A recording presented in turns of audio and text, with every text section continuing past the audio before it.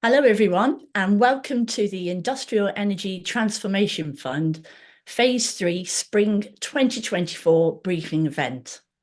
My name is Jenny McDonnell from Innovate UK's KTN, and I'm hosting today's webinar on behalf of the Department for Energy Security and Net Zero, supported by my colleagues. So we have David Kroll with us, who's with you in YouTube, so be there to help you if you have any questions at all. And also Rachel Shirley, she sent the link to you to be able to join today's webinar. So if you have any trouble, any technical issues, then drop her a note and she'll do her best to help you. So before we get started with the main presentations of today's webinar, I just want to run through a little bit of housekeeping so that you get the best out of today's event. Now, as you're in YouTube, you will remain muted and off camera. But we obviously want you to be able to ask questions as you watch our three DESNZ presenters this morning. So do use the chat box in YouTube. As you think of the questions, as you're watching the presentations, type them into the chat box and my colleague David will copy those across to me and I will put your questions to DESNZ at the Q&A later on this morning. But do type them in as soon as you think of them. Don't wait for the Q&A so that we've got plenty of questions to ask in the Q&A session. This is also a great opportunity to network online. We have had over 1,500 people register for today's briefing event, which is breaking KTN records, which I'm pleased to say. So thank you all for joining us today. And do take the opportunity to network, again, using the chat box on YouTube. If you just say who you are, what your interest is in the IETF, there may be somebody online with you that you could partner with and submit an application into the IETF. As usual, today's event is being recorded and you'll get a link to the recording later on this week, as well as a link to the presentations that you're going to see. So you'll be able to share those with colleagues who maybe haven't been able to make it today and obviously watch it again yourself. Finally, after the event finishes at 12, there'll be an opportunity to have a 10-minute one-to-one chat with either the DESNZ team or myself through the IETF's networking platform on Meeting Mojo. These are confidential chats and you can book those if you register. If you haven't already registered for the networking platform, you can do so at the link that's on the screen now. One note, if you've registered for this networking platform in the past, you'll notice the URL has changed. It now says phase 3. So make sure you use the phase 3 URL, but your original login details will still give you access to the platform. And again, if you have any trouble, just drop Rachel an email and she'll be able to help you with that. Next slide. So the agenda for today, nice and simple. We're going to share all the information about the new Spring 2024 competitions. We have three presenters from DESNZ who are going to take you through an overview of the programme, talk about a little in more detail about the scope and the eligibility rules and the application process so that you have all the information that you might need to be able to bid into the fund. After those presentations have taken place, we will then have our main Q&A session. So as I say, as soon as you think of a question, type it into the chat box on YouTube. And then when we get to the Q&A at 10:45, I will put those questions to DESNZ for you. After that, we have a short comfort break. And I would like to ask the people that are pitching at today's event to come and join us on the Zoom link during that comfort break. So as soon as it gets to 11 o'clock, come and jump onto Zoom with us so that we can get you ready for your pitches. And those pitches will take place 10 minutes later. We have 14 organisations that are going to be sharing either the technologies that they can provide or the services or support that they could offer you to help you bid into the IETF. Then the final competition presentation of today will be talking about the different support services that myself and DESNZ offer you to help you with the application process. And we'll wrap up the whole webinar at 12 o'clock. And then, as I've already said in the previous slide, if you are then booked to have a one-to-one discussion with us on the Meeting Mojo platform, that will take place between 1 and 3 this afternoon. So do register for that. I know the link's gone off the screen now, but David has the link for you and he'll pop that into the chat box on YouTube so that you can register. So that's it for housekeeping. So I'm now going to hand over to our first presenter, Oliver McDougall. He's the policy advisor for the IETF programme. He's going to give you an introduction to the IETF programme. So over to you, Ollie. Thank you, Jenny. Hello, and thank you to everyone joining us for this presentation covering the launch of Phase 3 of the Industrial Energy Transformation Fund. As mentioned, my name is Ollie, and I'll be taking you through the section of this presentation which provides an overview of the IETF. I will then pass over to my colleagues who will discuss the application process and the assessment process for the IETF. The IETF exists because we acknowledge that meeting our net zero targets will be a huge challenge, specifically for industry, and the IETF will provide support to either study or install technologies at your sites. In order to reach the net zero target in 2050, industrial emissions need to fall by around 90% from today's level. As shown in the graph from the industrial decarbonisation pathway on the right, this will be achieved through resource efficiency and energy efficiency measures, as well as CCUS and switching to lower carbon fuels. The Power Up Britain publication, published in March of last year, details how the UK sets out to have a thriving industrial sector aligned with our net zero target without pushing emissions and business abroad. I wanted to take this opportunity as we introduce Phase 3 to highlight the success that's possible through applying to the IETF. We've so far allocated funding to over 150 projects, and as you can see from the map on the left, winners come from across England, Wales and Northern Ireland, both from within and outside of industrial clusters. We have seen a good representation across eligible sectors, with a wide variety of successful projects, these going from small food processing companies to large chemical and metals manufacturers. We do also publish information on past winners on our Gov UK webpage if you did want to have a look at the types of projects that we have previously supported. For Phase 3 of the IETF, we have amended our objectives. This is to ensure that the fund is evolving and continues to meet industry's needs. These changes do not, however, change what the overall goal of the IETF is or has been. The IETF is designed to address the barriers that exist to get these technologies set up in your industrial sites, and it continues to do so. The objectives for Phase 3 are then to reduce industrial energy demand so that less energy is used to perform the same tasks or to produce the same results, to reduce industrial emissions, supporting the delivery of carbon budgets 5 and 6, and finally, to build and de-risk the market for decarbonisation technologies through supporting investment by early movers. As has always been the case, the IETF is targeted at industrial processes only. Due to it often requiring bespoke equipment, we recognise that the industrial process can be very difficult to decarbonise without aid, and that is what the IETF is there for. By 2035, IETF funding is expected to deliver on these objectives by supporting industry to identify a pipeline of future projects by co-funding feasibility and engineering studies, by improving the energy efficiency of industrial processes by bringing the payback of projects within an investable range. We know that the payback period for lots of these technologies currently sit outside of your investable range, and the IETF can help play a role in unlocking investment in these technologies. It will also be delivering on its objectives by incentivizing early movers by making the low carbon investment financially more attractive than the carbon intensive option. And finally, by demonstrating the viability of a range of transformational technologies that can be replicated across UK industry, thus generating new industry and government knowledge of the costs, risks, and benefits of these technologies. Now, onto the details you'll need to know for the current application window.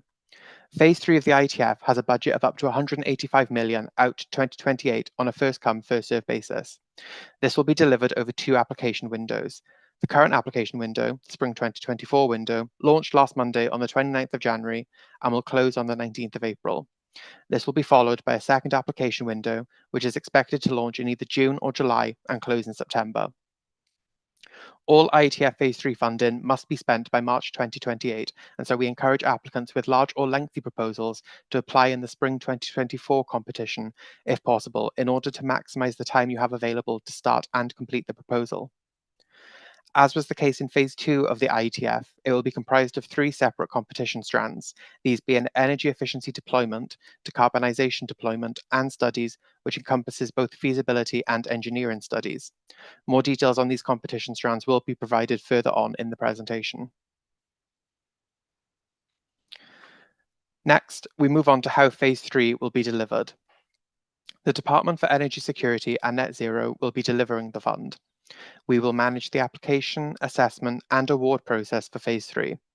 You can find the guidance for the current application window, as well as the link to the application portal on our Gov UK webpage, and we can also assist you during the application process through emailing us at the email address seen on the screen. The IETF team will be able to provide eligibility checks and answer any further questions that you might have, and more information on the services the IETF team can provide will be covered later on in this presentation, as we really want to highlight the support that we can offer as you're creating your application. We are also working with KTN, who will be running some fantastic events throughout the window and offer further resources, such as the Virtual Technology Marketplace, and Jenny will touch on the applicant support services that KTN offer later in the day, as she has previously said. Finally, if you do have an industrial site located in Scotland, then we do encourage you to consider the range of support offered by Scottish Government. Now, in order to lead an application, your organisation must be registered in England, Wales, Scotland, or Northern Ireland, and intend to carry out a study or project at a site in England, Wales, or Northern Ireland. For phase 3 of the IETF, we have expanded eligibility to include organisations registered in Scotland, as long as the industrial site itself is located in England, Wales, or Northern Ireland. We hope that this will be welcome news for those industrial sites previously ineligible for the IETF, and we encourage them to apply and hopefully receive funding support for their projects. For phase 3 of the IETF, we are also expanding the scope of eligible industrial processes to include industrial laundries and controlled environment horticulture, following our recent consultation in summer last year. Another change is that coal mining activities will no longer be eligible for funding. Alongside these changes, we do still have the previously eligible sectors, which are mining and quarrying, manufacturing, recovering and recycling of materials, and data centres, and the corresponding SIC codes for these can be found on the right side of the table. I will now pass over to my colleague Sital, who will talk you through some more changes we have made to the IETF and also provide some more information on the scope and eligibility for phase 3 of the IETF. Thank you. Thank you, Ollie, and morning, everyone. Thank you for coming today. So I'm going to run through the changes that we've made to phase 3. So as Ollie already mentioned, the business is now registered in Scotland, but with sites in England, Wales, and Northern Ireland can be eligible for IETF funding. We've also listened to your feedback and hopefully some welcome news that we have decreased the deployment threshold for SMEs from 100,000 to 75,000. Now, for those larger projects, £5 million plus, we will require you to submit a feasibility or engineering study along with your application. This is to safeguard the delivery of the project. We are now also including allowing the site relocations within the IETF. And what this means is if you currently have an industrial process which is eligible for the IETF, and you're looking to relocate your site and take that process along to the new site, that could potentially be eligible within the IETF. However, information about the relocation must be provided in your application, and any request for relocating after you've submitted an application will be considered a change request and not something that would be eligible within the IETF. There's more guidance on this, guidelines around this in our guidance, so please do take a look at that and see in a bit more detail what the criteria is for that. Now, moving on to the technology aspect of phase 3, the IETF remains a technology neutral fund. So what that means is that you can apply to us with whatever technology solution you think is best for your industrial process. However, we are not a research and development fund, and therefore we would not be supporting the lower TRL level technologies. We have reduced the TRL level for the energy efficiency strand to TRL 7, which matches what the TRL level is for decarbonisation. And this means that we'd be looking to support technologies which has a prototype out there and has been tested and demonstrated somewhere in the world. Feasibility studies are now, you can investigate off-site infrastructure requirements within your feasibility study. And so previously, we appreciated that you're only allowed to investigate what work was happening within your site boundaries. But we understand that there are some cases where it's really crucial to understand a little bit more about what's happening outside of your site boundaries. And therefore, within strict guidelines, there are some things like that which will fall into scope. So that could be something like connecting to the grid, could fall into that sort of study. We've also, hopefully another piece of good news is that we've also listened to your feedback and included option analysis within the feasibility study strand. Previously, you had to know exactly which technology you wanted to investigate, but now we're allowing you to identify which would be the best technology option for your industrial process through the option analysis strand. Recovery of waste heat has always been eligible within the IETF, and the criteria for that remains the same. So that would be that the primary use of that recovered heat must be for the industrial process. However, we also appreciate that in many cases, there's still some excess heat left over. And now that excess recovered heat can be used in heat networks and space heating, in addition, obviously, with the primary use being the industrial process.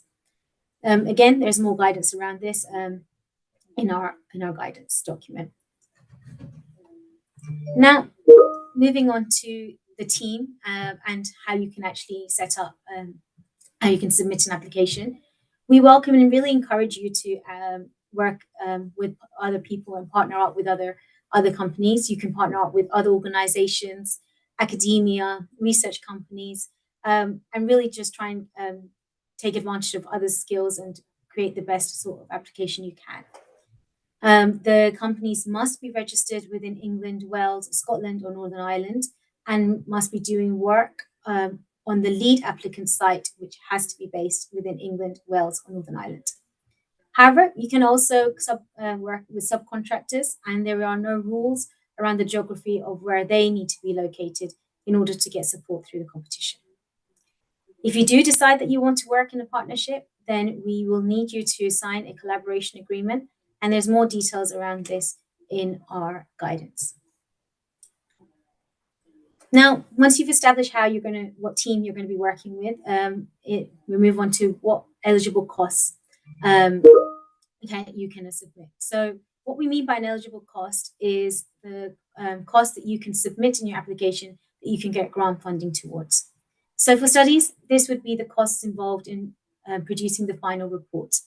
This could be anything from your consultancy fees, your own internal labor time, testing of equipment, and all of that can be considered an eligible cost as long as the cost attributed to the time of the testing. As we've already mentioned, there is the option analysis now available within the feasibility study, so you can identify what would be the best technology for your process. However, we are not a research and development fund, as I've already mentioned, and therefore we would not be able to provide support for developing prototypes or pilots. The focus of the study must be investigating what is the best option for the industrial process on your site.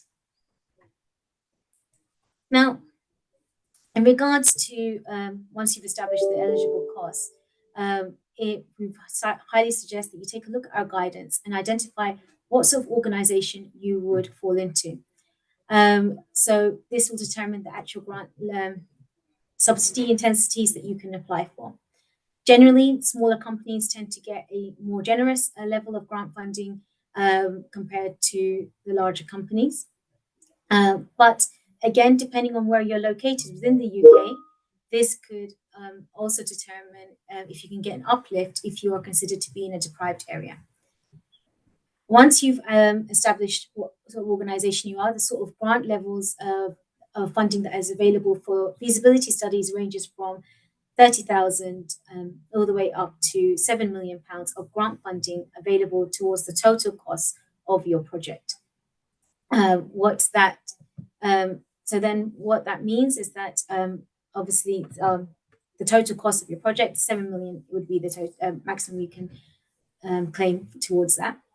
If you get the grant intensity levels range between 50% and 70%.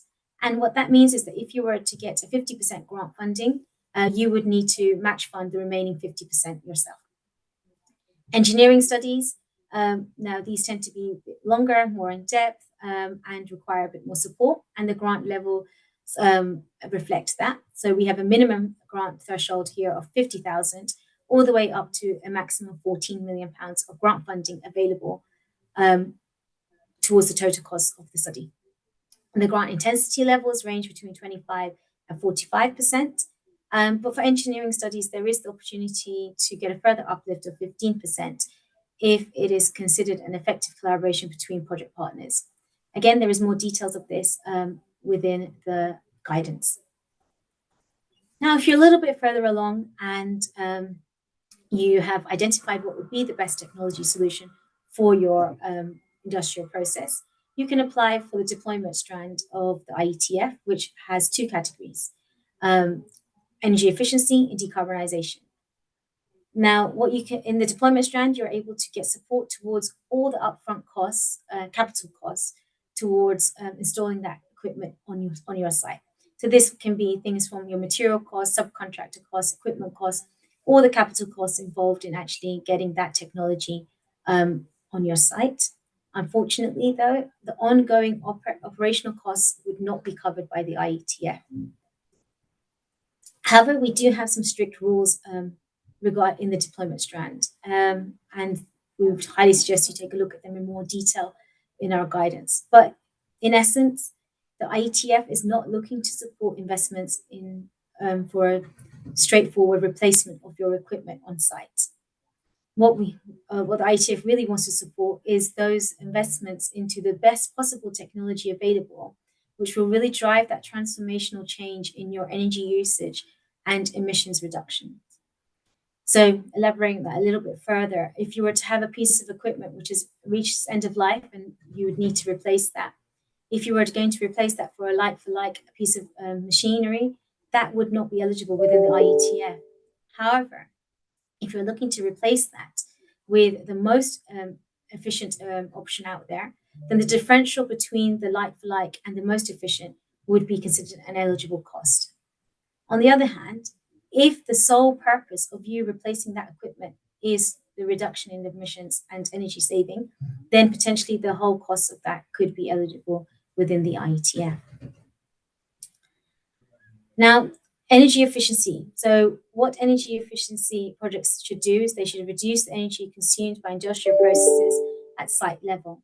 So the key really here is that you need the technology needs to be able to generate an energy saving before and after it's been installed, and you also need to be able to measure that to be able to give us an idea of what the savings will be. The sorts of technologies that can fall into this category would be process optimization, equipment upgrades, process heat and energy recovery systems, heat pumps, resource efficiency measures. However, we do appreciate that most energy efficiency projects do have a payback period, and therefore the grant level that is available reflects that. We have a minimum grant threshold of 100,000 for large companies, and as I mentioned previously, we have now reduced that threshold for SMEs to 75,000. You can the maximum grant funding you can get towards your total costs is 14 million pounds. The range of grant intensity varies between 30 and 50%. But again, depending on the location of your company, there is a potential of getting a 15% uplift if it's considered to be a less economic advantage area.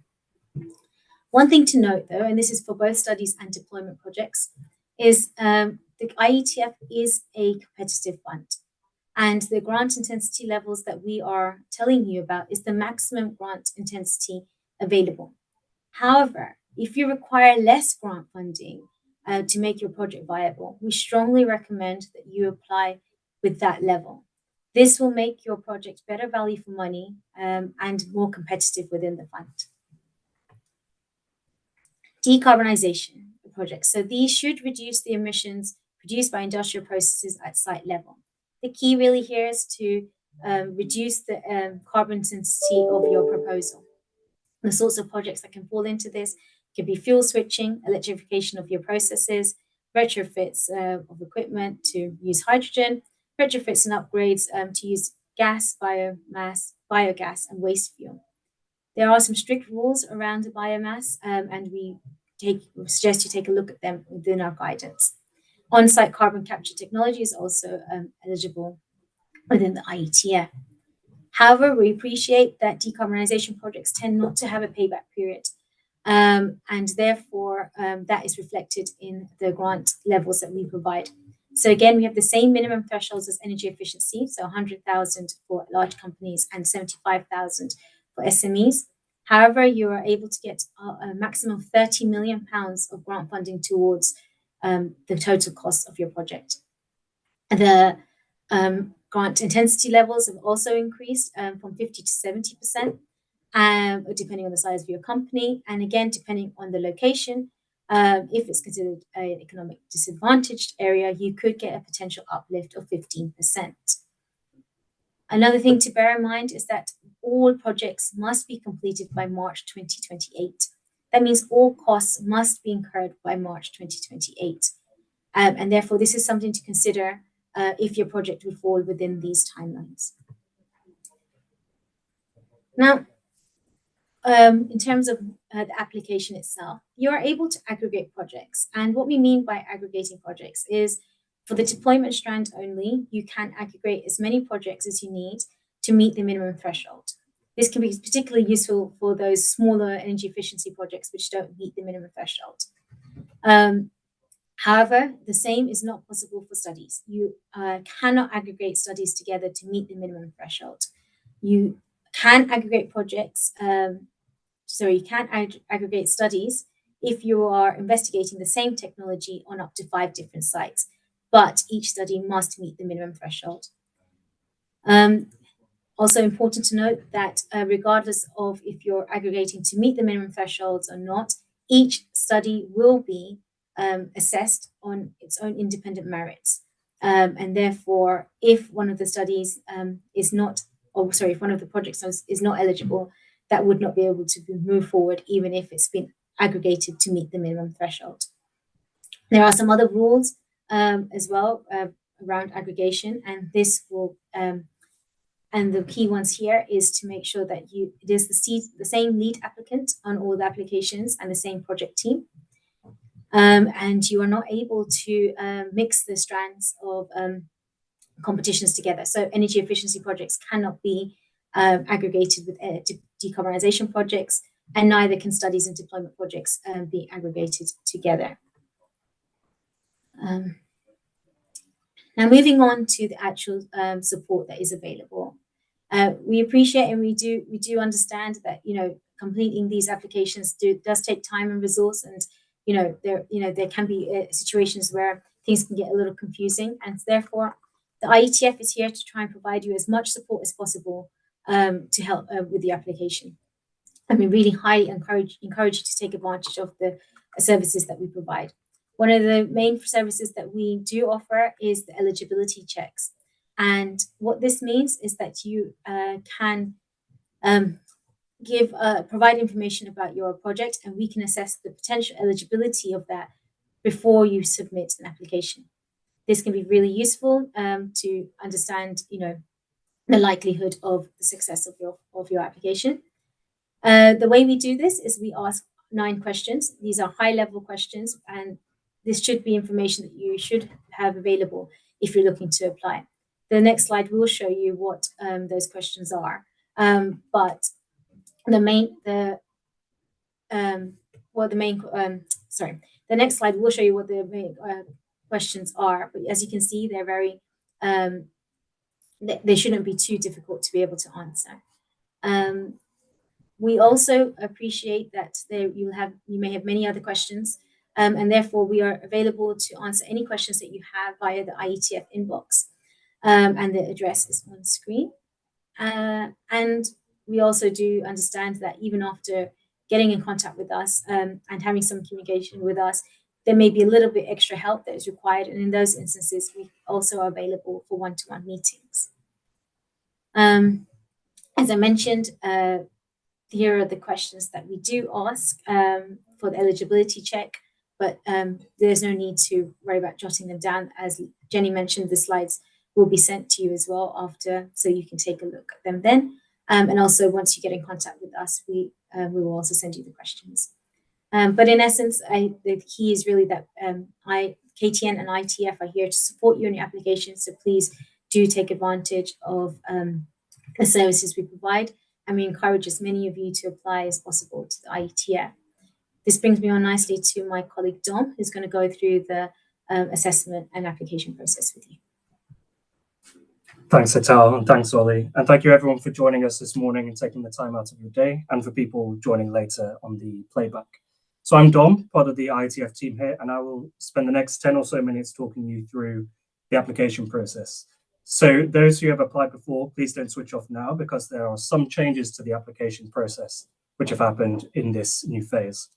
I'll then spend the last 5 or so minutes having a brief look at the assessment process, but there's a lot more detailed information within the guidance. So to start, here's the first window for this year. As Ollie spoke to earlier, we opened last Monday, and it will close at 3 p.m. on the 19th of April. Please expect a response by the end of this year, October time, and we hope that all projects will begin as early as possible next year, and they must all begin by July. And this is so that we can ensure a finish by the end of March 2028.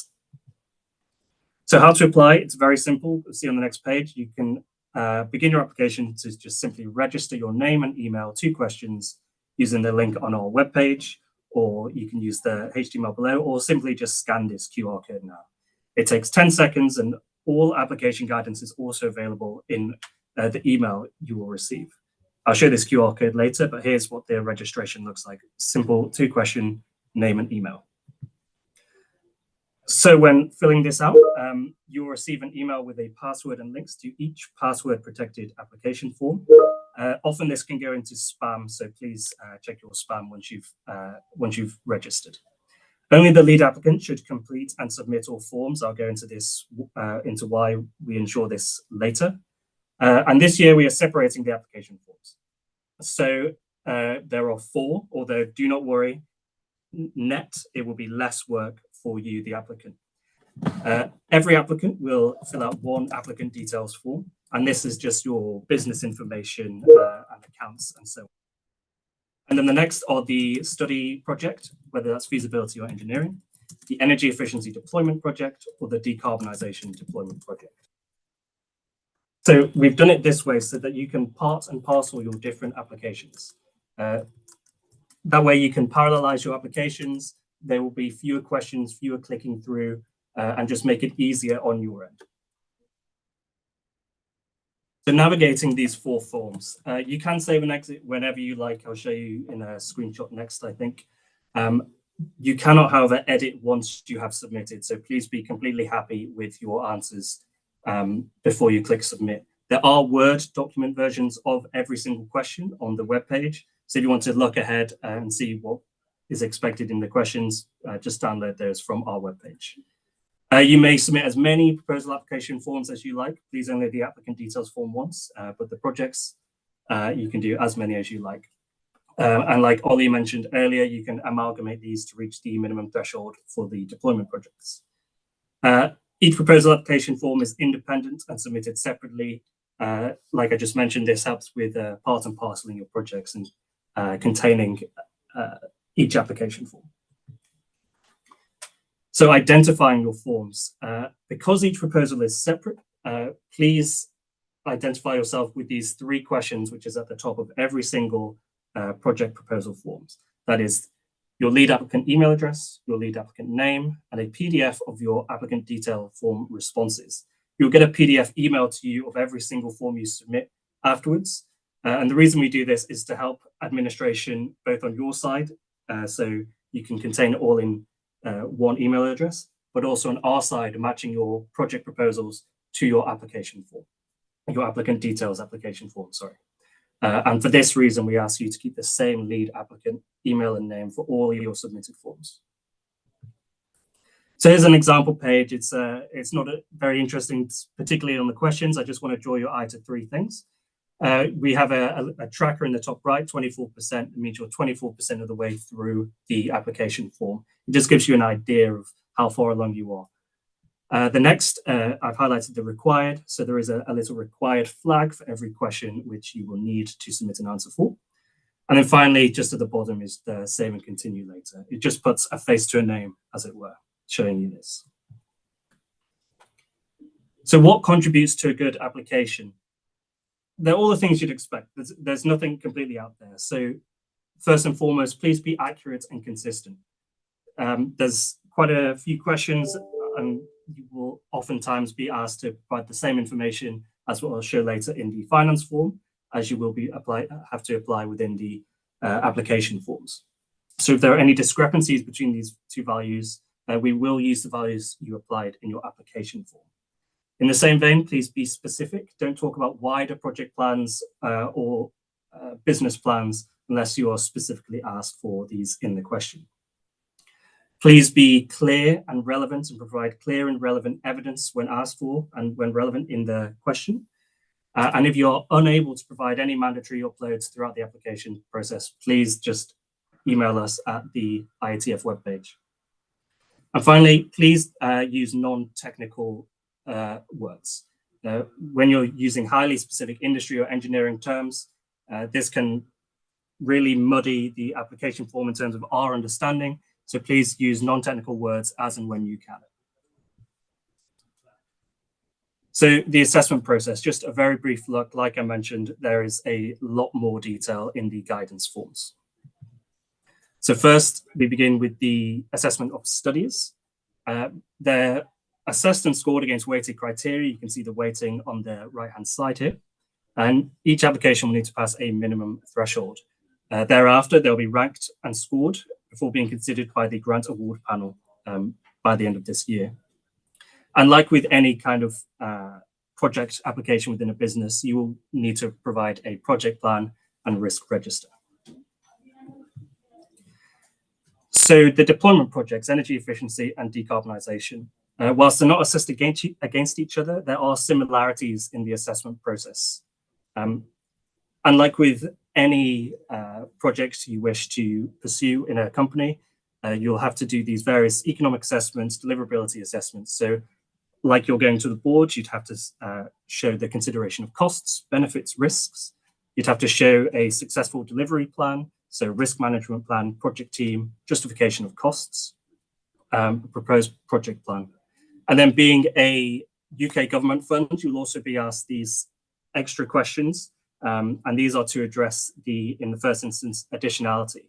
So it's whether your project would have gone ahead without the government support. And given that we are an early movers fund, you will also be asked to justify your technology choice and demonstrate replicability, scalability, how it helps de-risk the tech, de-risk the market, as well as novelty for decarbonisation projects in particular. So finance form, this is one of the Excel forms you'll have to fill out. This is simply just to predict all your costs and finance flows throughout the project's duration. This is your eligible costs, your grant amount you've requested, all your sources of funding, materials, capital, and so on. It's your responsibility to ensure these details are correct and in line with the relevant subsidy control rules. And like I mentioned earlier, we will take the grant values in your application form.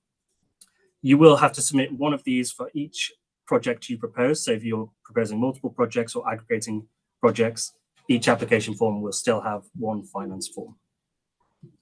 The second Excel form you will receive is the project benefits calculator. This is just for deployment projects. And this is to help the IETF get a better idea of the energy and the benefits in terms of carbon emissions of the project. So this looks at annual energy consumption, production levels, greenhouse gas emissions, both before and after completion of the project. You will need to outline the calculations, assumptions, and sources underpinning all your inputs to this calculator. So please bear that in mind when filling out this form. And like with the previous form, there is one per deployment project application. So submitting your application, please submit by 3 p.m. on the 19th of April this year. And it must be done via the application form you will get a link to when you complete your registration. Like I mentioned earlier, we have a Word document version of all the questions. We will not accept answers provided that way or via any other way than the online application form. You are asked for several other forms to be uploaded throughout the application process, like you would with any kind of business proposal, finance forms, Gantt charts, risk registers, and so on. So after submission, there will be eligibility checks on our side to make sure that the project is first and foremost eligible for IETF funding. Please don't forget that you can email in at the IETF webpage whenever you like, and we can give a preliminary eligibility check of your project or projects. This is followed finally by the assessment and award process towards the end of this year. Each application is marked by 3 assessors, and they are batched within the study, energy efficiency, and decarbonisation tracks. We then moderate these scores, and projects are ranked and considered before they are presented to ministers as recommendations. And then finally, before you get any grant offer letter or grant funding award to be made, you will have to naturally pass due diligence and accept the terms and conditions of the funding. You will be notified by email whether the application has passed the initial assessment stage later on this year, and assessor feedback will be provided by email to every single applicant. So that brings us to the end of this presentation. Please do register, scan this QR code now, leave it up for 10 or so seconds, and please don't forget to complete application forms by 3 p.m. on the 19th of April via the submission form. Thank you very much. Thank you, Dom. And thanks to our other presenters as well this morning. There's a lot of information there, so I hope you found that interesting. We're now going to move on to the Q&A, and we've had a lot of questions come in while the presentations were taking place, so we're going to try and get through as many as we can, but we have made a note of who has asked the question, so we will follow up with you if we don't quite get to all of the questions today. So first up, the first question on the list, I'll just scroll back to the top, just bear with me one moment. So the first question is about once an application has been submitted, how much of the information that you put in the application form is going to potentially made public.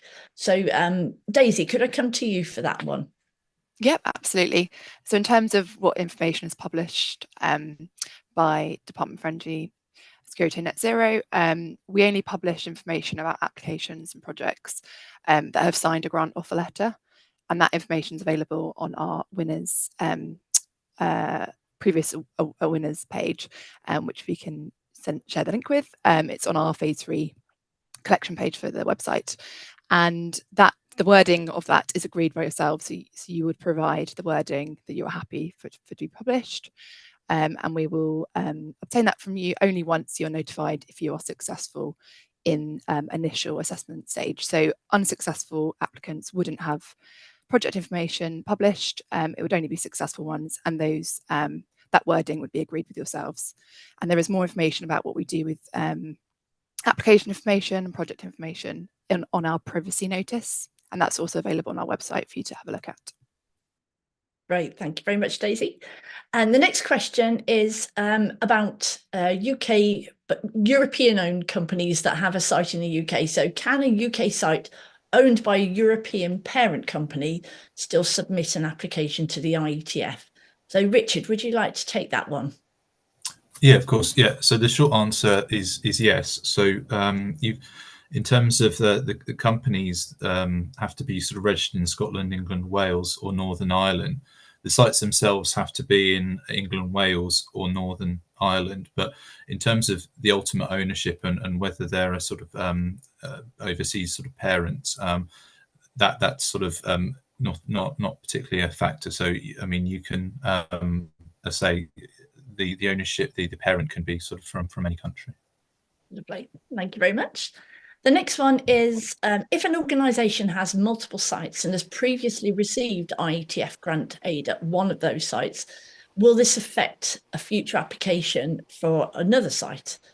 Like, for instance, would there be a reduction in grant funding? So maybe Daisy, again, would you like to take that one? Yep, sure. So in terms of how each award decision is made, each application is assessed on merit alone and then ranked competitively within the competition window.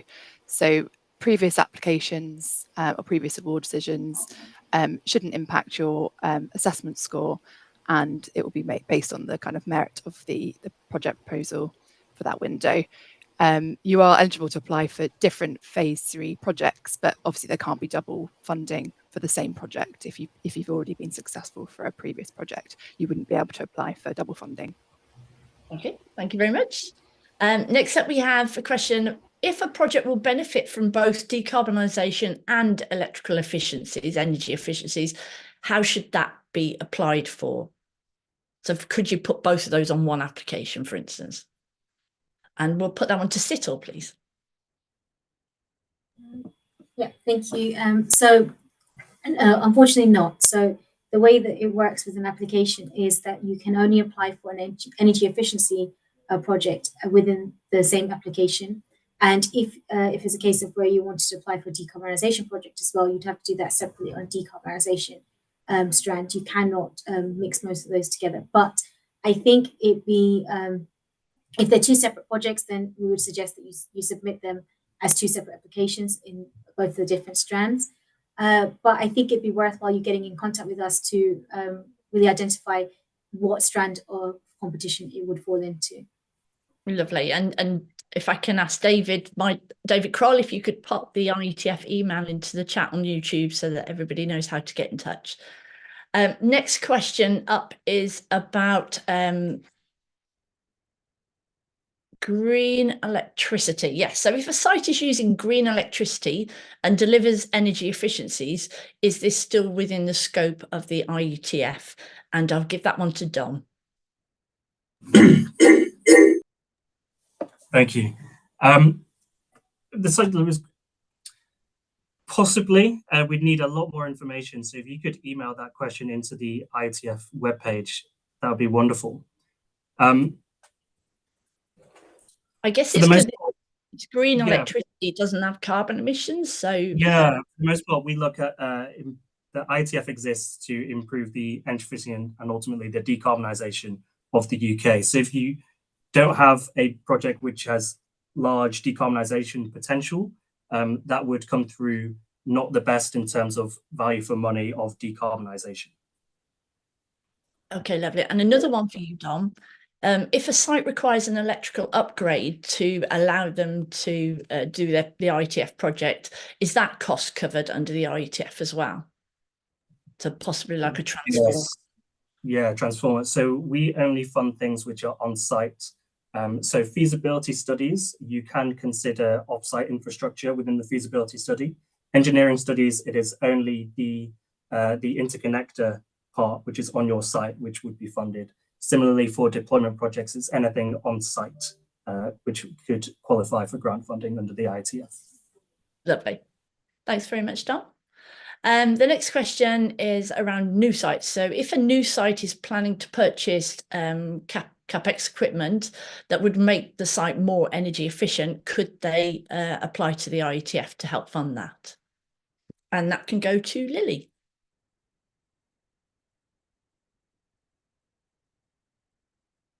Maybe not Lily. Who would like to take that from DESNZ?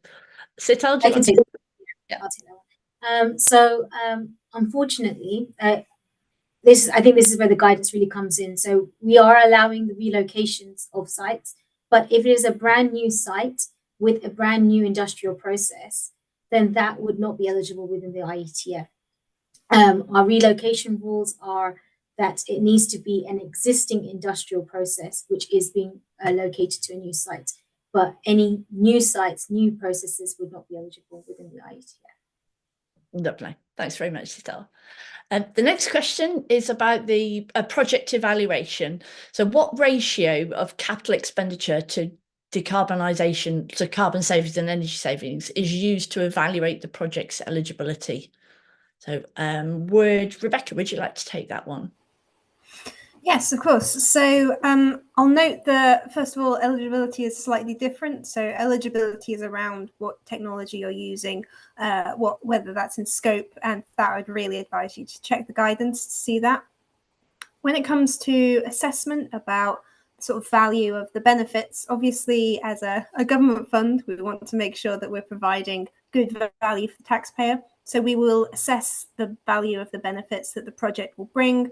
So the amount of energy reduction, the amount of carbon reduction, the transformational benefits of decarbonisation technologies, and we will assess that against the amount of money that's being requested. Obviously, there's a lot of different factors that go into that. So I would just say that obviously the better the benefits, the more benefits you bring, the more likely that ratio will be higher and more likely to be successful for that criteria. That's great. Thank you very much. Next up is a question from Carl Wood saying, what classifies as an industrial process? Would HVAC that requires strict humidity and temperatures for industrial process count? So Dom, would you like to take that one? For sure.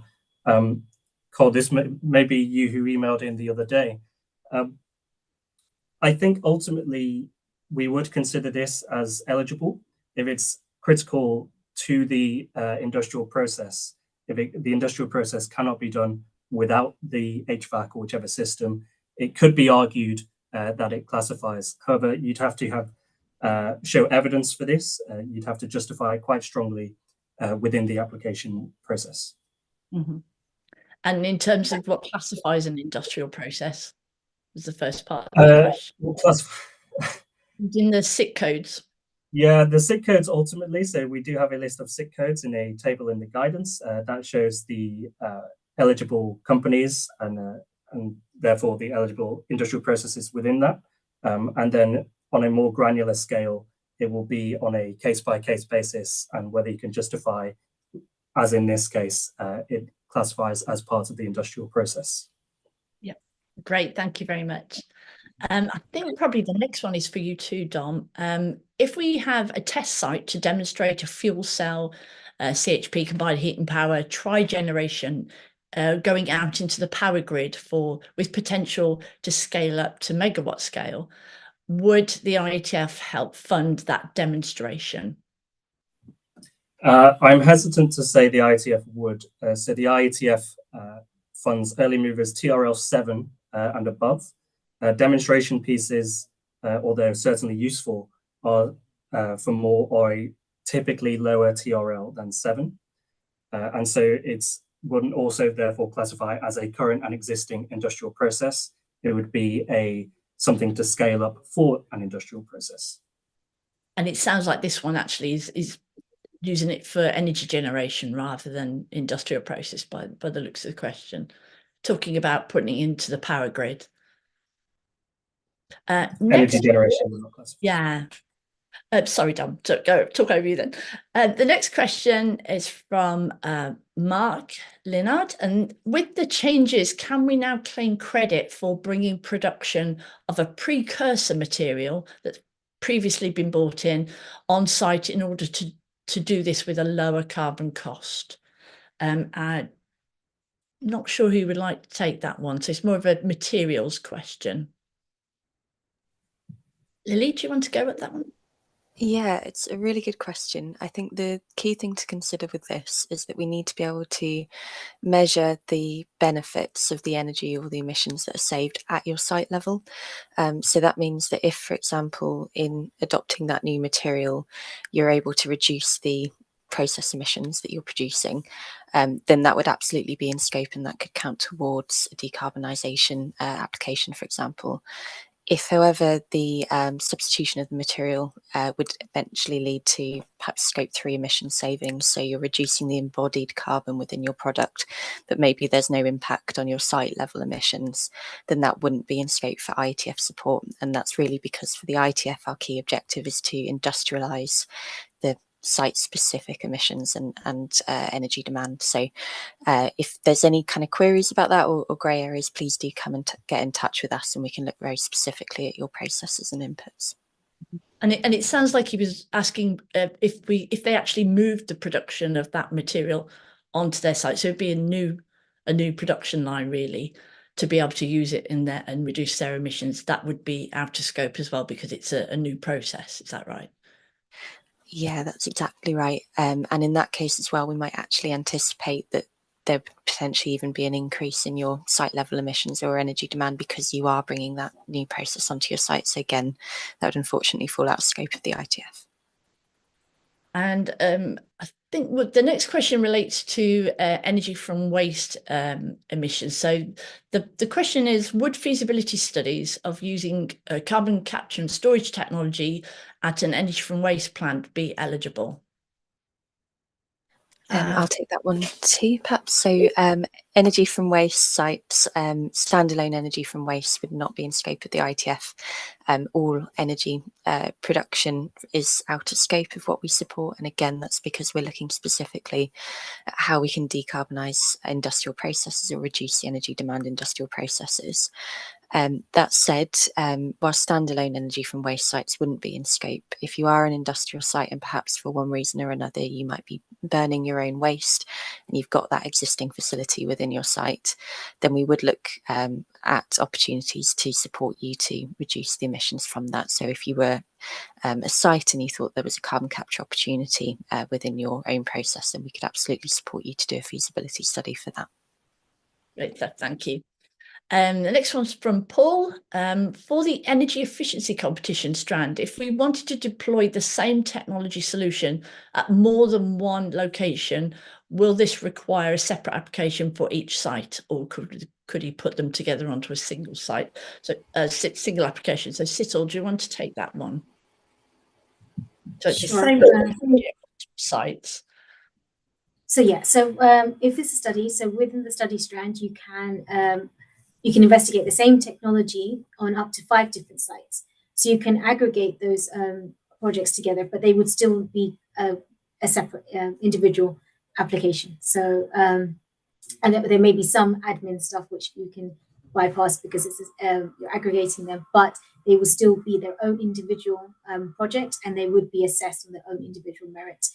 But if it's the same technology, up to 5 different sites, you can aggregate them together in the study strand. Lovely. Thank you very much. Next one, where there are large business leads and small business partners, do the smaller partners get a higher percentage of subsidies for their share of the project costs?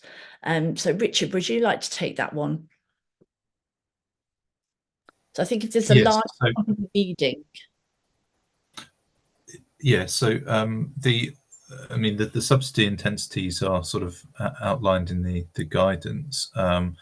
The costs for other partners, I mean, if they're different size of companies, the intensity for the component that they're providing would be based on that on the guidance. So essentially, if you have sort of a smaller company that's part of a is a partner, that they could claim a higher sort of subsidy intensity than a larger company that was part of the sort of the same piece of work.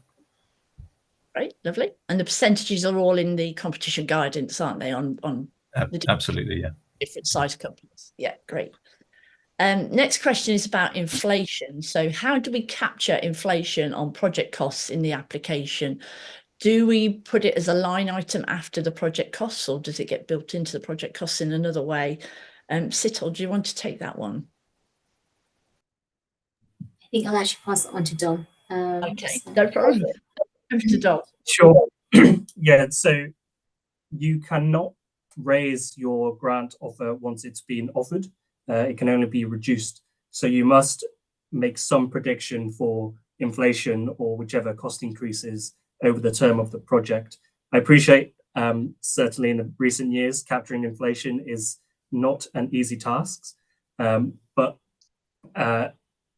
have a considered approach, and it will be captured within, if you have a look at the Excel form when you get the chance, it will be captured within each strand of the finance form or project, just the finance form.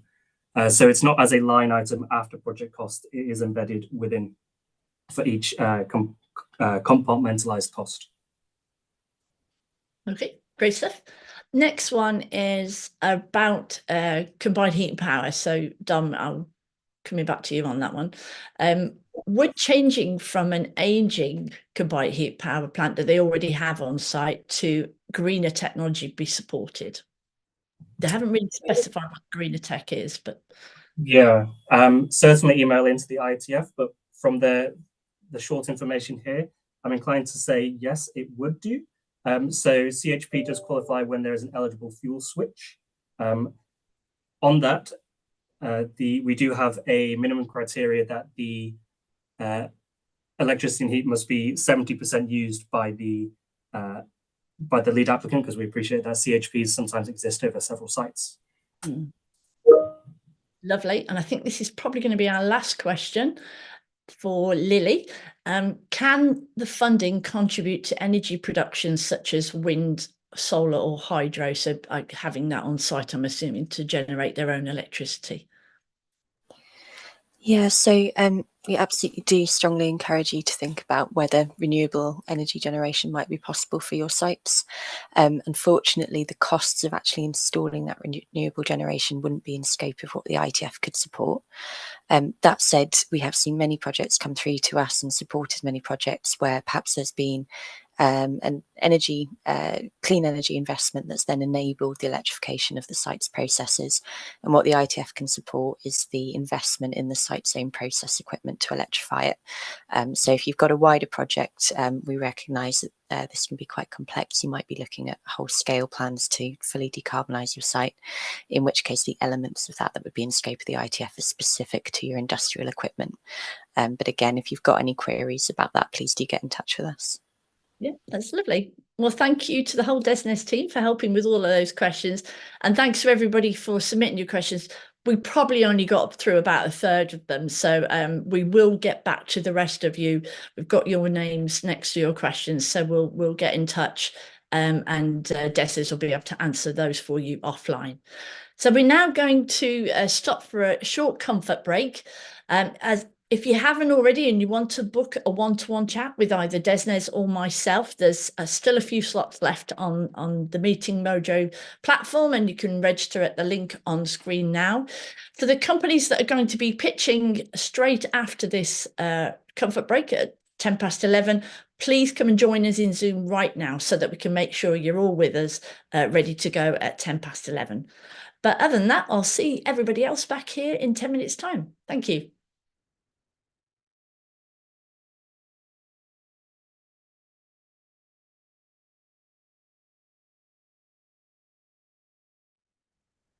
Hi, folks, and welcome back to the Industrial Energy Transformation Fund Spring 2024 briefing event. So I hope you had time to have a cup of tea, a coffee, and a little bit of a stretching.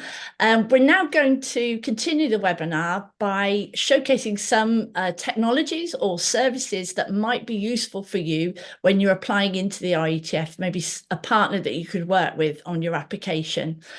Each of our 14 organisations are going to do a 2-minute pitch, and it's definitely a 2-minute pitch about what they have to offer you. So do keep watching. The slides that you're going to see in the pitches will be circulated around to all of you after today's event. So the contact details and everything you will receive after the event if you want to follow up with any of our pitches.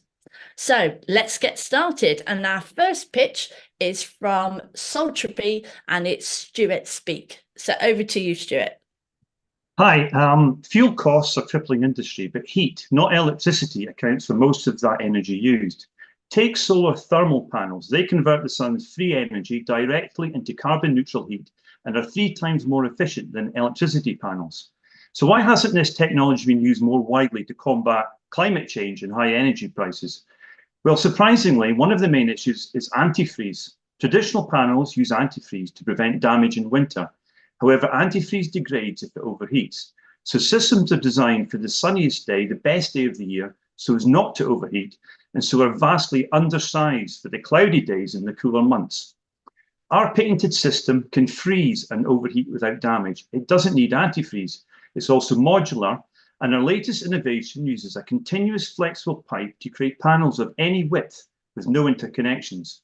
No antifreeze means we can use water as a heat transfer fluid, and the beauty of water is it doesn't degrade if it overheats. It just turns to steam and then back to water. So we can have large systems allowing it to overheat in summer, but increasing the yield dramatically on the cloudy days and the cooler months, simply because it's larger. Next slide, please. So how does our system work? Well, it uses standard evacuated tube collectors. However, we've redesigned the manifold. We've made it modular and able to accommodate a polymer sponge cord. When the water freezes, the sponge relieves the pressure, preventing damage. Our minimum viable product has been on our farm since January 2019 without issue, providing hot water for pipe and equipment cleaning. This proved the concept was time-consuming to install. Since then, we've been working on our next generation system that speeds up install, which we've recently deployed in Dubai. Our scalable system is industry spanning and can integrate with other technologies such as heat pumps. So if you need decarbonized heat, please get in touch. Thank you. That was perfect. Well done, Stuart. That was almost bang on 2 minutes. So well done. Yeah. So our next picture is Matthew Sherber from Kinetic. Over to you, Matthew. Good morning. I'm Matthew Sherber from Connectio. We are a SaaS software solutions provider helping the industrial and manufacturing sector to monitor, manage, optimize energy across all of the most energy intensive processes that include water, air, gas, electricity, and steam, or wages. We're based in Chesterfield, and we provide standard software solutions, integration into existing systems and solutions to collect and manage real-time data. Our expertise is that depth and breadth across the industrial and manufacturing sector, including sensing and metering, process and system expertise, integration with existing solutions, and standardized SaaS software solutions that include machine learning models to help reach your sustainability targets, improve margins, and become more competitive globally. We do this with frictionless connectivity to existing and legacy systems and hardware across standardized protocols and QTT for real-time data collection. We are hardware agnostic, system agnostic, so we will retrofit to existing systems and solutions as well. Our IETF themes are energy efficiency and deep decarbonization, and we're looking for partners that consist of utilities, OEM manufacturing, across the industrial and manufacturing sector that are looking at intelligent sustainability decarbonation with a focus on electricity, water, and compressed air. Thank you. Brilliant. Thank you very much, Matthew. Next up, we have Michael Donnelly from DNV. Are you there, Michael? Oh, you can unmute now, Michael.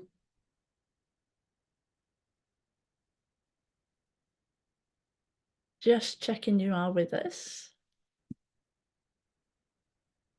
I don't think you are, so we'll pop back to you, Michael, if you're having trouble getting into Zoom. So moving on to our next one is Andy Joinson from Caldera.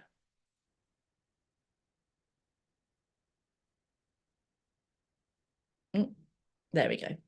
Over to you, Andy, if you'd like to unmute. Sorry, my favourite trick.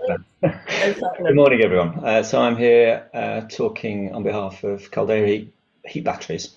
We are a thermal storage technology business, and our mission is making clean heat something that's normal in the world.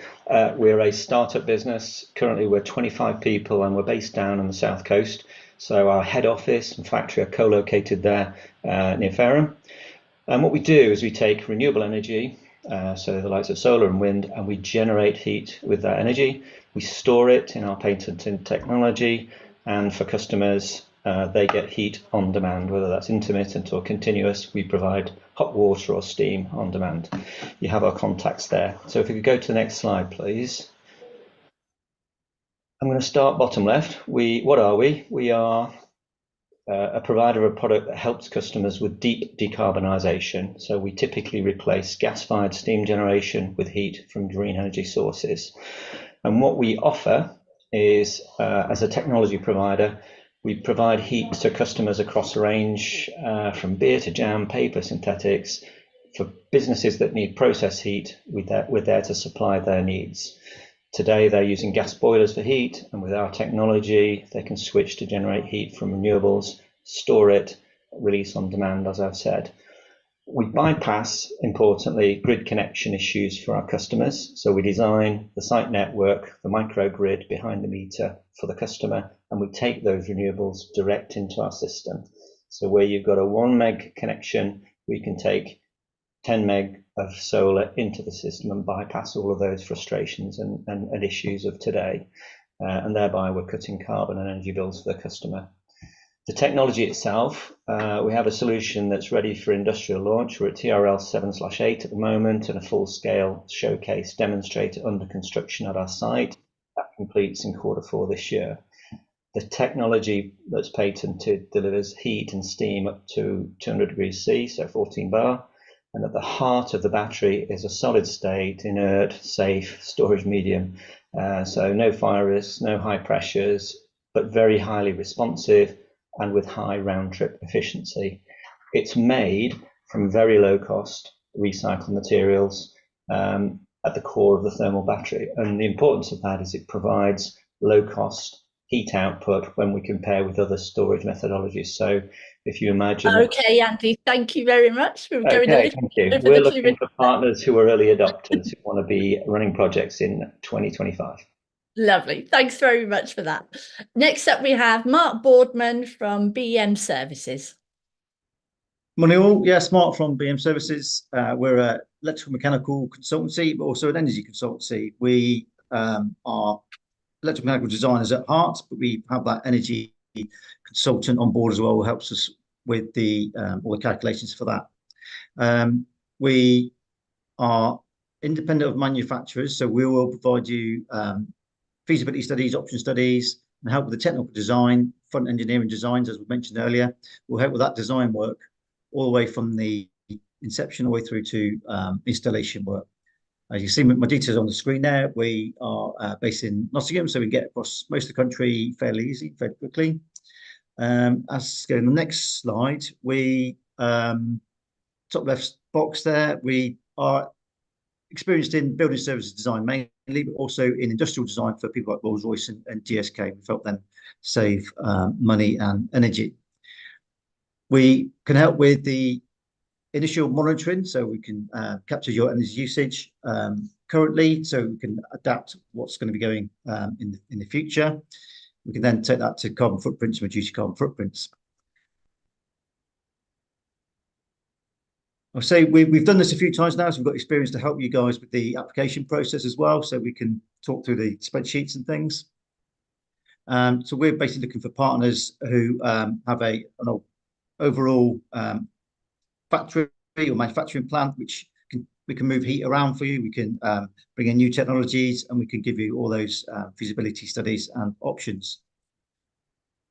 We also cover compressed air, fuel systems, gas systems, oxygen, argon, those things, those specialist systems as well. But overall, yeah, it's advice for technical advice, engineering advice for manufacturing companies. We're here to help. Brilliant. Another great one. You were like down to the last 2 seconds, so well done on that. Next up, we have IES and Laurie McKelvey, I think is pitching for them. Are you there, Laurie? Yep. Hello. Hi. Off you go. Hi, everyone. So my name is Laurie McKelvey, and IES are a company that do technology. So we're digital twin technology, and we are 29 years old. So if you're in a building within the last that's been built in the last 20 years, there's an 80% chance that our software has been used to optimize or look at your building that you're in. So our offering and how we can support is that we offer a digital twin service, and effectively that is the mapping of the complex systems associated with manufacturing spaces. We can use different PMS systems, different data sources, and we can put them into one place. And we leverage that using our physics-based simulation engine to look at multi-year simulations to look at the best possible option for your site, looking at carbon, cost, and energy, particularly with the new guidance, looking at the ability to optioneer the options for your building site. Can we go to the next slide, please? So who can we support? So we're really well aligned to the feasibility stages, but we can also work in parallel with partners or the deep decarbonisation or the kind of energy efficiency scheme. One of the capabilities we also have is the ability to use is the MV stage, where we have live dashboards which can optimize the energy use, agnostically optimize the expected energy use for your buildings to make sure you're on track as part of the requirements of the IETF reporting metrics at the post-occupancy stage. And the second point just to add is that your digital twin that we produces during your application, during your process, becomes a lifelong asset for you to optioneer the best possible option for your site, integrating simulated and the real data into the same place. Well done. Smashing. Thank you very much. Moving on to Matt Candy from Steamology.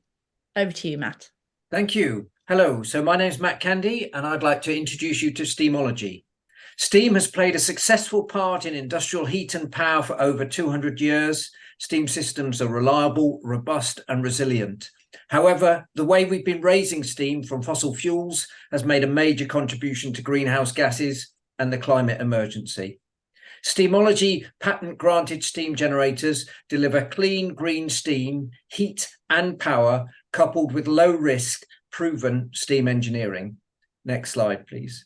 Combustion of hydrogen and oxygen creates hot steam with no emissions. There is no NOx, no SOx, no CO2, particulates. The only product of combustion is water. Steam is delivered in seconds with high turn down, scalable, modular to the megawatt scale.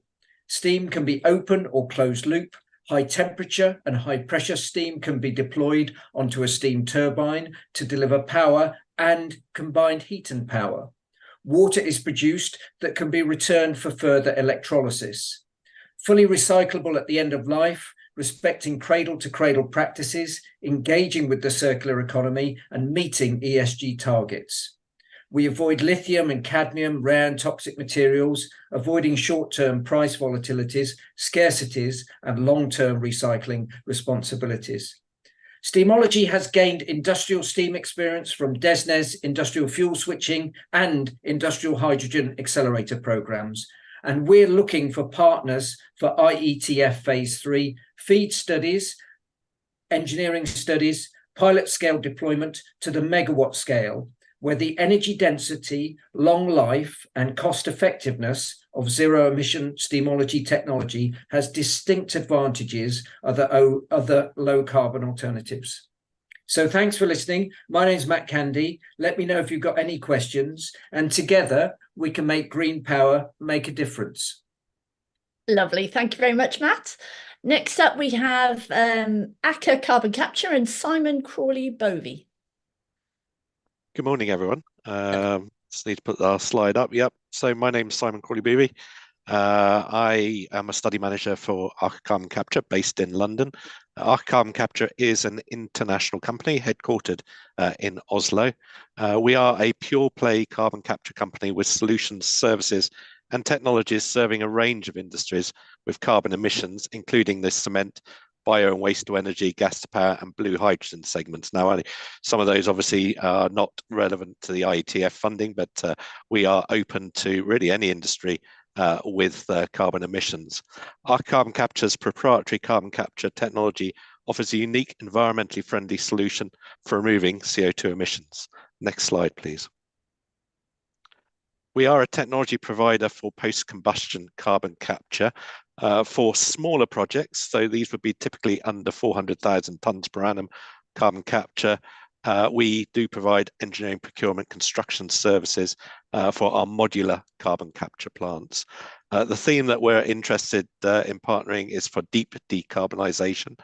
Our technology is established technology. We're already commercialised. We're currently in construction phases on 3 post-combustion carbon capture projects across Europe at the moment. And really for partners, we're looking at any partner industrial emitter meeting the IETF eligibility criteria that emits above 100,000 tonnes per annum CO2.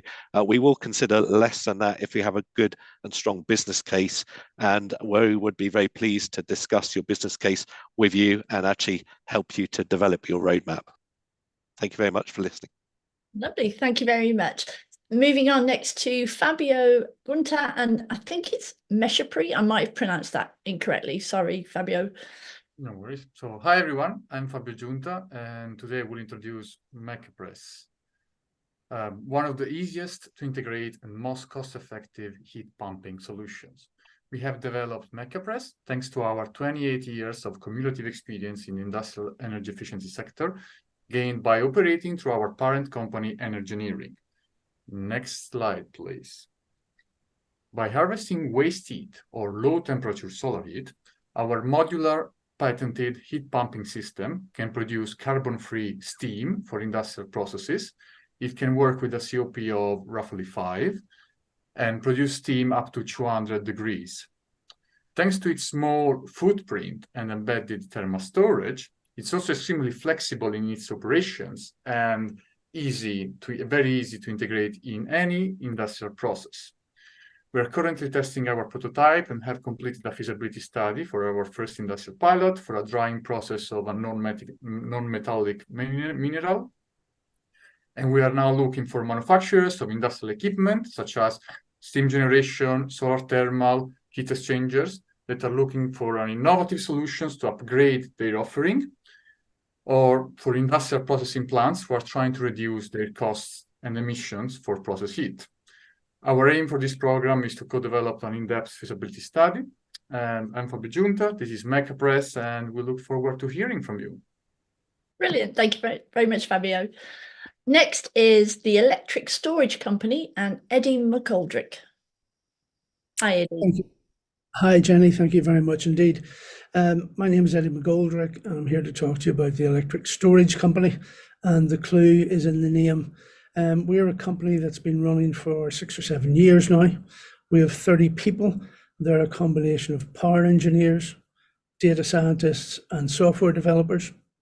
And we're helping customers in Northern Ireland, Republic of Ireland, GB, and Germany derive the maximum value from how they deploy renewables, right from their grid connection, which can be a binding constraint for you, through renewable generation options across wind, solar, AD, and also manage all of that with our test AI software platform, Paris. Next slide, please.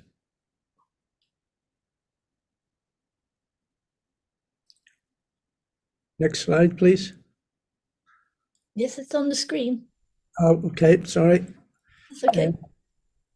So what we are proposing to you is our Paris platform will enable you to make the best use of the electricity that's happening within your project. So if your project is electricity based, then we can make sure that our platform ensures you get maximum value from that. In that scenario, you will be able to both analyze, determine, and then deploy which strategies are best each day, each half hour of every day for the technology on your site. So that technology is up and running, serving industrial customers in Europe at the moment, and therefore is ready to be deployed.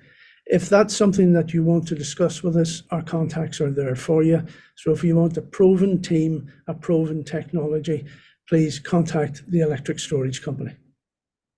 Lovely, thank you, Eddie. Next we have Simon Iofos from Pyrogenesis. Thank you, Jenny. Pyrogenesis employs 13 people. We were incorporated in Birmingham in 2017, and we have a DESNZ funded Industrial Energy Efficiency Accelerator pilot demonstrator currently operating in Scotland. I'm Simon, the co-founder and CEO of Pyrogenesis and the co-inventor of our pyrochemy pyrolysis technology. We decarbonize heating systems that produce either hot water, steam, or both. And our pyrochemy system can convert 1 kilogram of combustible waste to 20 kilograms of superheated steam. Next slide, please.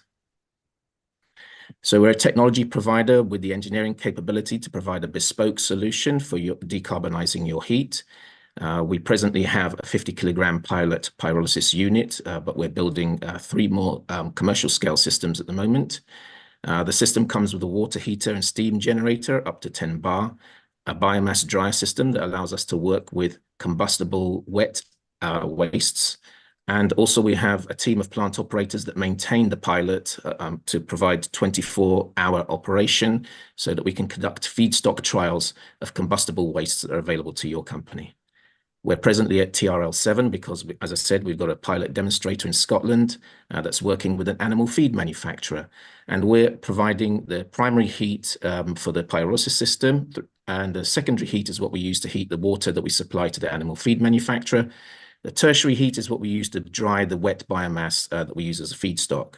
So our focus is on the decarbonisation theme through emissions avoidance, bioenergy, displacing the combustion of fossil fuels.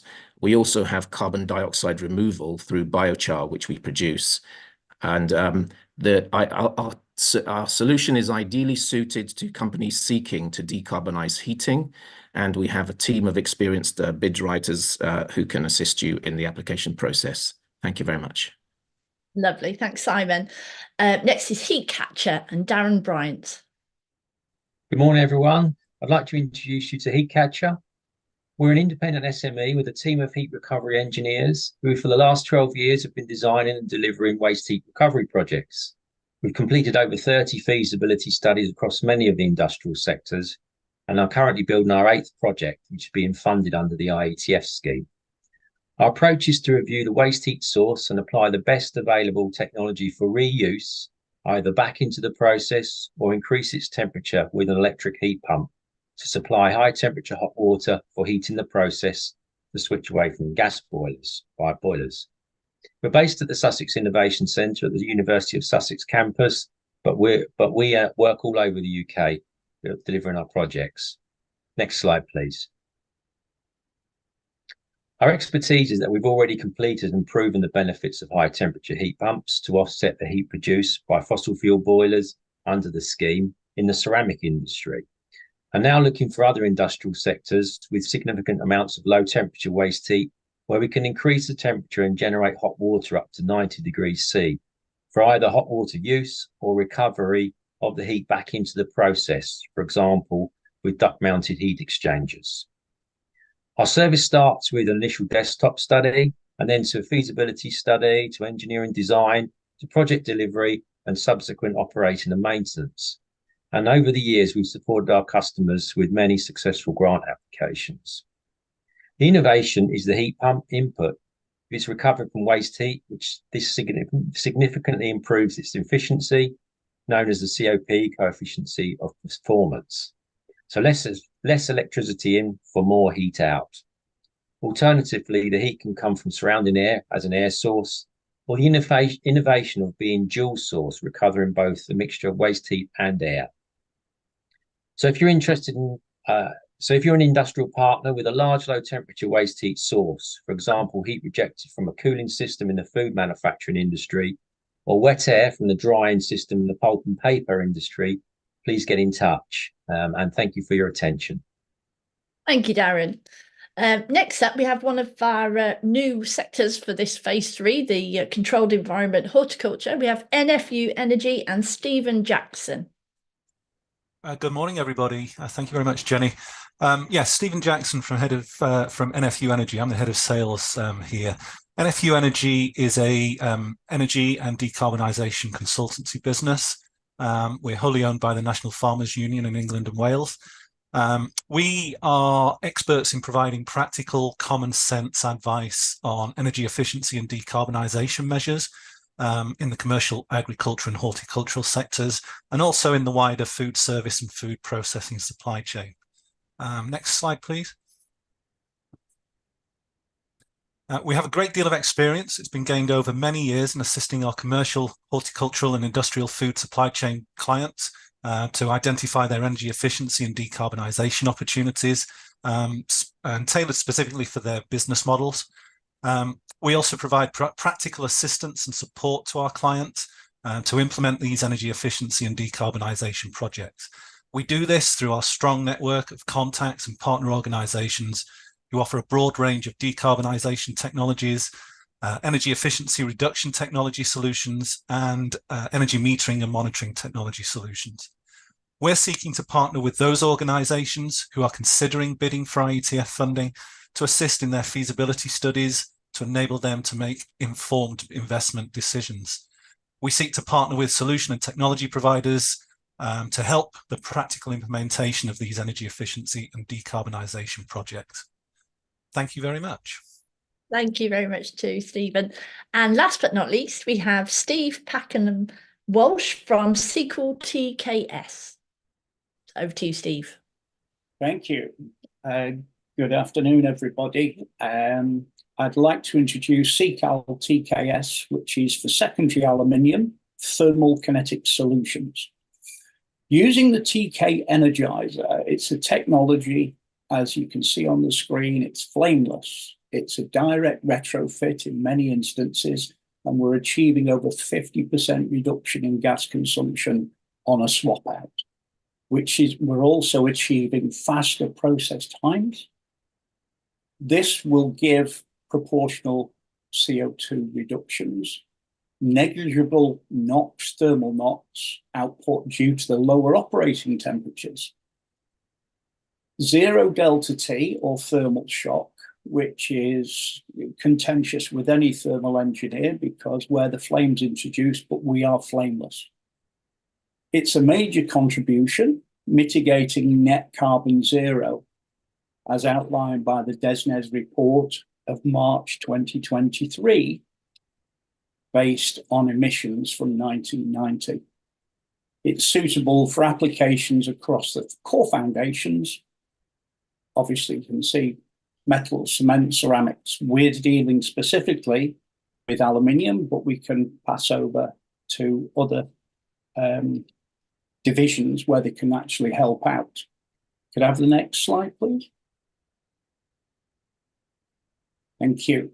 With Innovate funding, we gratefully received last year. We did this demonstration because it was very difficult for people to comprehend the savings, where we actually applied it to an international company's process. It was a pure ladle heater of only 850 kg, but on that simple process, we achieved the figures demonstrated on that slide of 75% reduction in gas consumption on the controlled firing of it, and a 60% reduction in process time. Now, from there, this is very hard to believe. I'm sure it's too good to be true, as they say. But if there's anybody with any inquiries with processing, it's there and available for the thermal process industry. Thank you. Thank you very much, Steve. That's brilliant. I want to say a huge thank you to all of the pitches that we've had today. We actually had a huge response from a lot of you wanting to pitch. So we had over 50 pitches come through. So in order to make sure that your information, if you weren't able to pitch today, is still circulated, and we're going to actually share those pitch slides with the whole audience. And as I say, we had over 1,500 people register. And so even if you didn't get a chance to pitch today, we will hopefully be able to share your information with potential industrial sites that might want to apply into the IETF. Now for the final presentation this morning, before we wrap up before lunch, I just want to take you through some of the support services that are there to help you with applying into the IETF.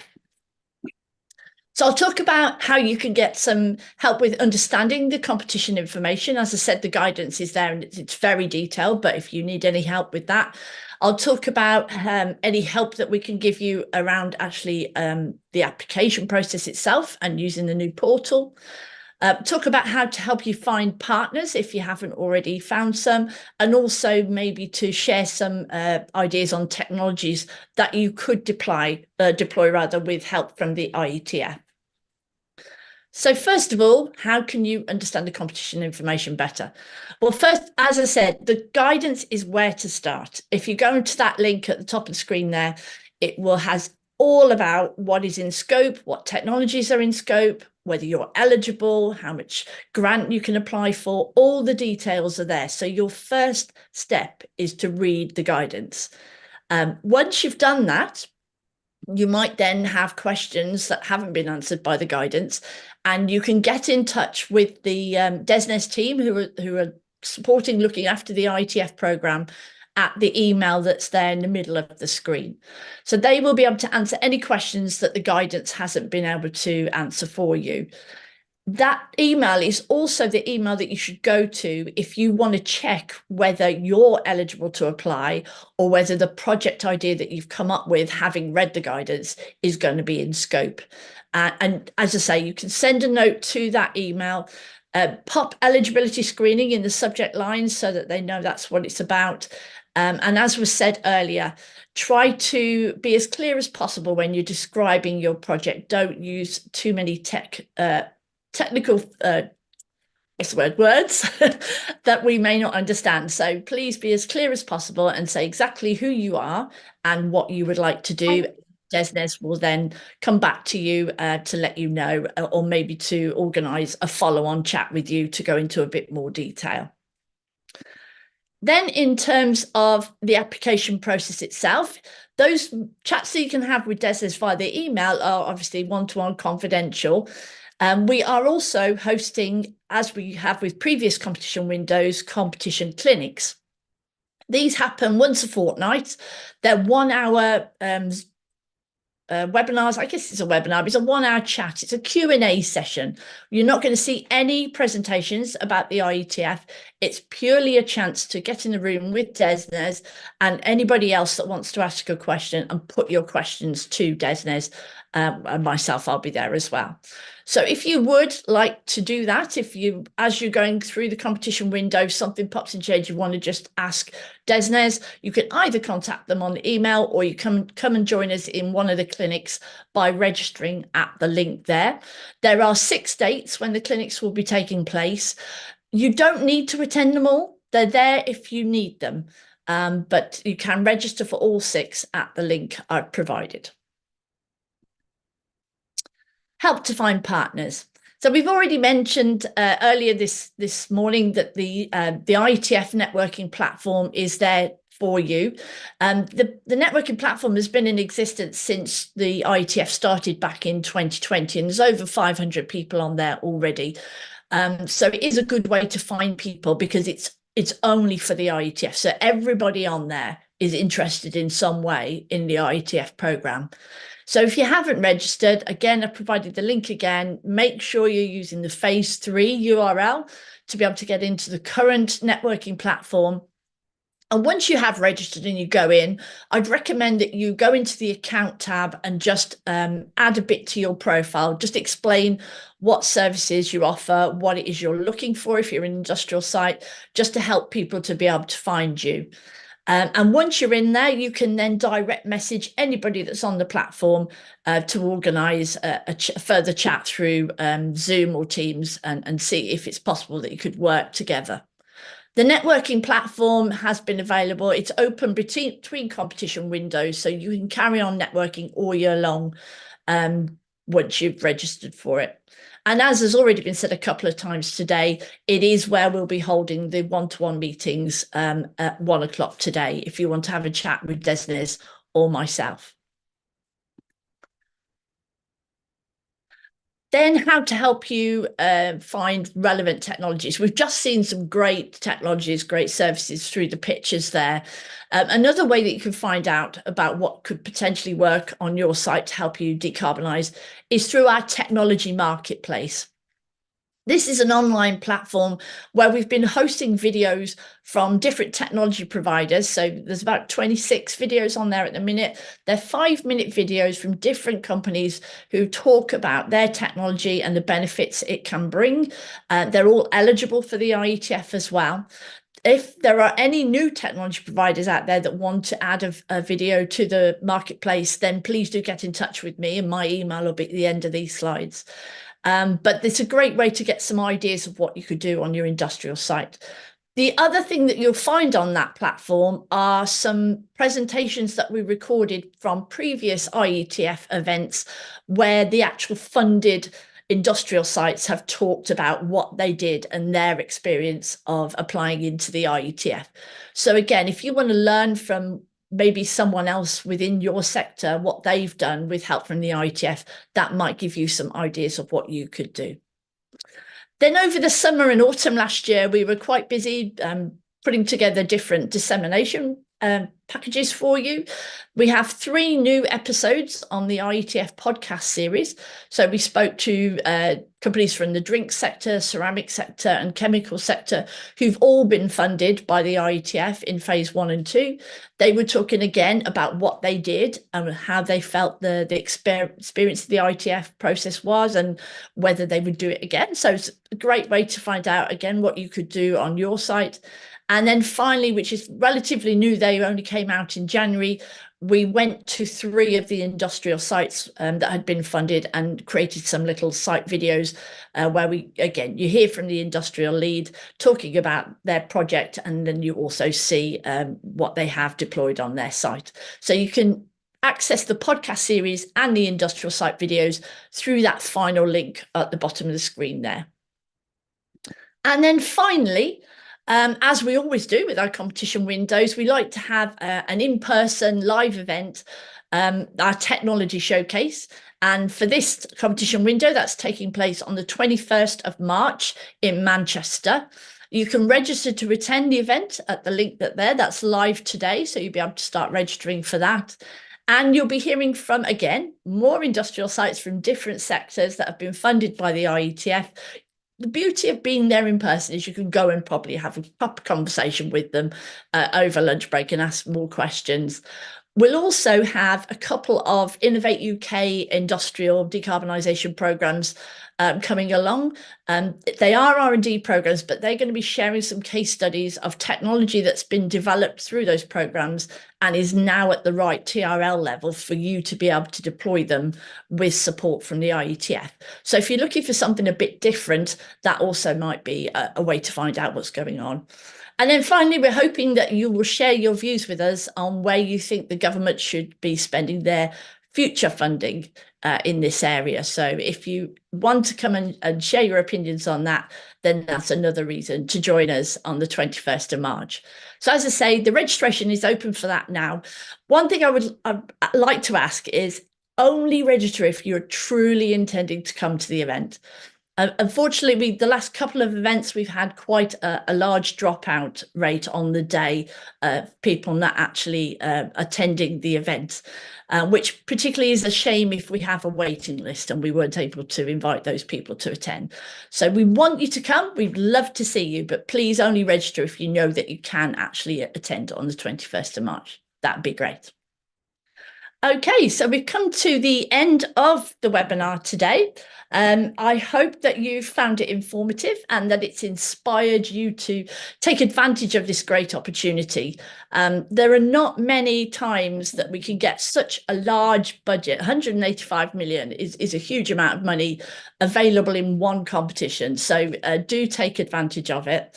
After today's event, hopefully before the end of the week, you'll receive an email from us with a whole bunch of links on, which I'm not going to read through, but basically all the information that you've seen today will be on that email that you receive from us so that you can really get stuck in and start forming your applications. So I wish you the best of luck with your applications and thank you very much.